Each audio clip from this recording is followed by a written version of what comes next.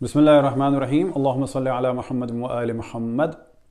नहायत अफसोस के साथ इस मौजू को डिस्कस कर रहा हूँ कि पाकिस्तान में सोबराज अस्पताल कराची में एक मसीही नर्स की तौहीन की गई और उस पर तशद्दुद किया गया, और ये कहकर तशद्दुद किया गया कि इसने तौहीन रिसालत की है। तो कभी एक बैंक मैनेजर को, मुसलमान को, बरेलवी को कत्ल कर दिया जाता है और उसके बाद कहा जाता है इसने तौहीन रिसालत की। तो कभी मशल खान, एक जवान को कत्ल कर दिया जाता है और कहा जाता है इसने तौहीन रिसालत कर दी। तो कभी आसिया बीबी को कत्ल करने की बात होती है कि इसने तौहीन रिसालत कर दी।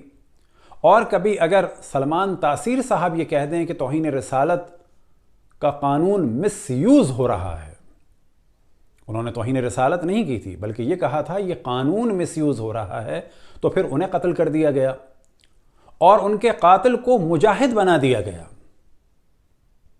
तो कभी हम देखते हैं कि तौहीन रिसालत के नाम पर एक 4 साल के बच्चे के सामने एक 4 महीने की हामला खातून को उसके शौहर के साथ ईंटों के भट्टे में डाल के जला दिया गया, यानी शमा बीबी और शहजाद मसीह को।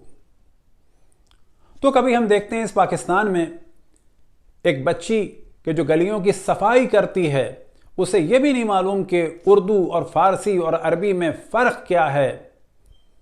उस पर एक मुल्ला ने इल्ज़ाम लगाया कि इसने कुरान की तौहीन की है। क्यों? कि उसके कचरे में बकौल उस खबीस मुल्ला के एक वर्क़ा कुरान का भी था। तो क्या वो अपने घर से लाई थी वो वर्क़ा, या किसी मुसलमान ने फेंका था? ये जो सब कुछ पाकिस्तान में हो रहा है इंतहाई शर्मनाक है। और याद रखें कि जिस माशरे में ये सब कुछ होता है उसकी अगली नस्लें मुर्तद निकलती हैं। याद रखें कि जिस माशरे में ये होता है उनकी अगली नस्लें इस शिद्दत के बाद दीन से निकल जाती हैं। क्या हमें शर्म नहीं आती कि हम दुनिया भर के ममालिक में जाते हैं और वहां के अफराद बग़ैर तफरीक़े मज़हब और दीन मुसलमानों को जगह भी देते हैं, और न ये कि जगह देते हैं बल्कि उन्हें शहरियत देते हैं, और न ये कि फ़कत शहरियत देते हैं बल्कि उन्हें इजाज़त देते हैं कि वो उनके कानून में मुदाखलत करें, उनकी सियासत में आएं, यहाँ तक कि वज़ीर बन जाएं। लेकिन क्या मुसलमान ममालिक किसी को शहरियत भी देते हैं? वज़ीर बनना तो बहुत बड़ी बात है, पार्लियामेंट में जाना तो बहुत बड़ी बात है। बिला तफरीक कोई मुसलमान मुल्क किसी भी हद तक मुसलमान को नेशनलिटी नहीं देता। क्या आपके सामने न्यूजीलैंड की उस वज़ीर का अखलाक और रवैया नहीं है कि जब मुसलमानों पे हमला हुआ तो उसने सर पे स्कार्फ रखकर मुसलमानों के साथ यकजहती का ऐलान किया? न फ़कत उसने बल्कि उसकी पूरी कौम ने। क्या आज हम मुसलमान इन मजलूम हिंदुओं और मसीहियों का साथ देने के लिए तैयार हैं? न्यूजीलैंड में मुसलमान बानियों में से नहीं थे, लेकिन याद रखें पाकिस्तान के बानियों में हिंदू भी थे और ईसाई भी थे। कायद आज़म ने एक सेकुलर पाकिस्तान चाहा था। यह दहशतगर्दी वाला पाकिस्तान नहीं चाहा था कि जहां खुद उनको भी काफिर कहा जाए, उनके मानने वालों को भी काफिर कहा जाए, और उसके बाद अहले सुन्नत के बाज़ अफराद को भी काफिर कहा जाए, और इसी तरीके से ईसाइयों पे जुल्म हो, हिंदुओं पे जुल्म हो। क्या आपको इल्म है कि पाकिस्तान के पहले वज़ीर कानून जोगिंदर नाथ मंडल हिंदू थे, बंगाल के थे। उन्होंने मुसलमानों को सपोर्ट किया और बंगाल आज़ाद होने में उनका एक दखल था। लेकिन जब पाकिस्तान बना तो कायदे आज़म ने तो बिला शक उनका एहतराम किया, वो पाकिस्तान के पहले वज़ीर कानून बने।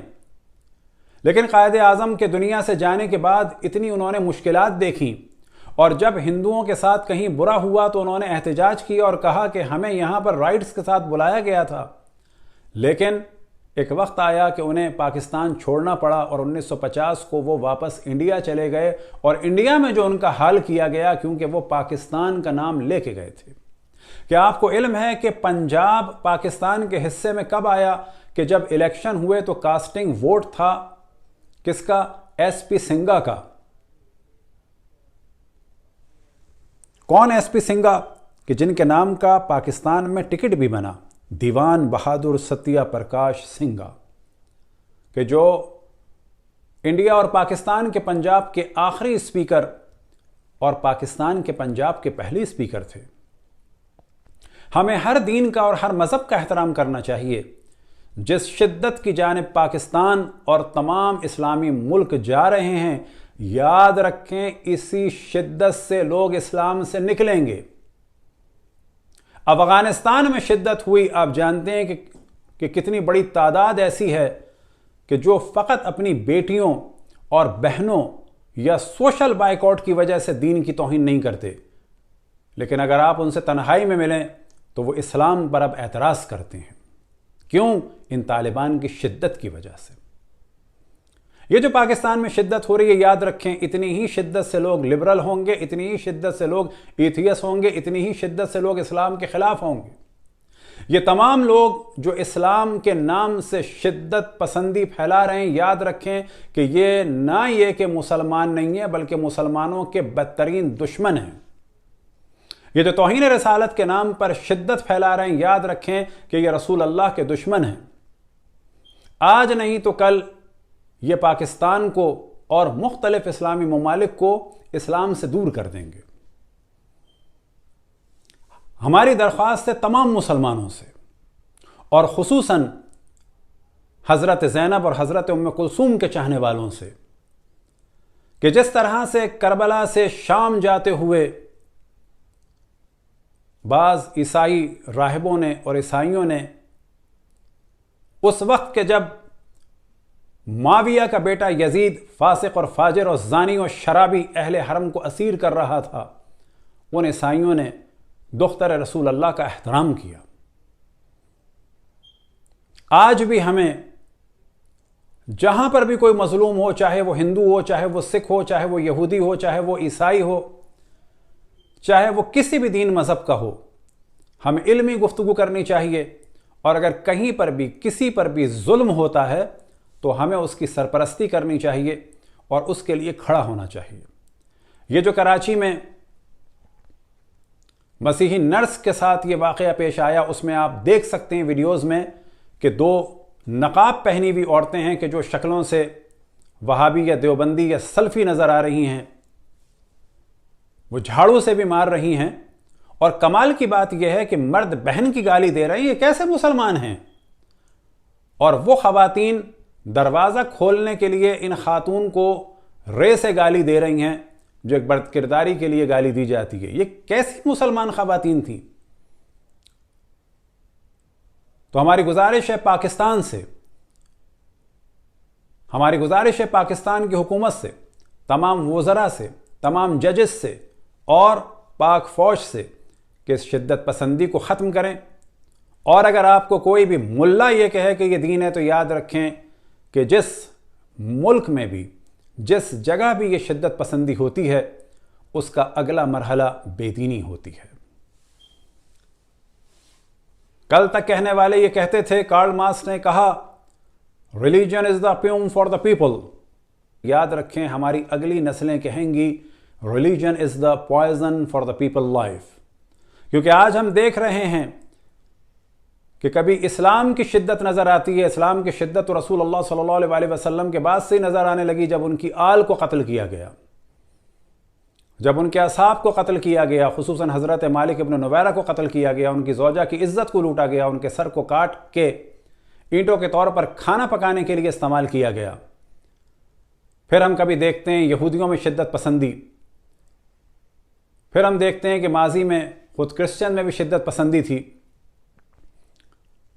ہندوؤں میں شدت پسندی نظر آ رہی ہے، اور اب ہم دیکھ رہے ہیں کہ بدھسٹ میں شدت پسندی نظر آ رہی ہے۔ ان تمام شدتوں کا جو اینڈ ہوگا، یاد رکھیں وہ تمام ادیان کے خلاف ہوگا۔